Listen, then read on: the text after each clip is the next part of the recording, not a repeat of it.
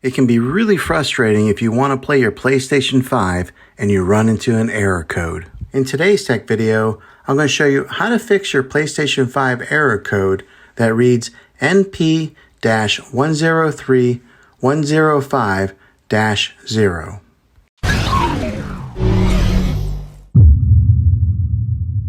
I'm going to show you a few different things to try to help you get your PlayStation 5 back up and running again. The first method is the easiest one to try, and that's to unplug the PlayStation from the wall outlet and wait 60 seconds. Now don't be impatient here, wait the whole 60 seconds, then plug it back in. If your PlayStation is working again, great. If not, let's go ahead and move on to the next method. Find your router or modem that is giving you Wi-Fi and unplug that for 60 seconds. Then plug it back in. You have to wait a few minutes for it to connect and get back online, but when it does, check your PlayStation then and see if it works. If it doesn't, let's go ahead and move on to this next method. We are going to do a reset of your PlayStation 5, which means that you'll have to log back in with all of your credentials afterwards, but it'll be an important troubleshooting method. Press and hold the power button on your console and wait until you hear 2 beeps, then release it. Next, connect your PlayStation 5 controller using the USB cable. Then press the PlayStation button that's in the middle of the controller. You will get a menu that'll pop up and you'll want to go to option number 6, which says Reset PS5.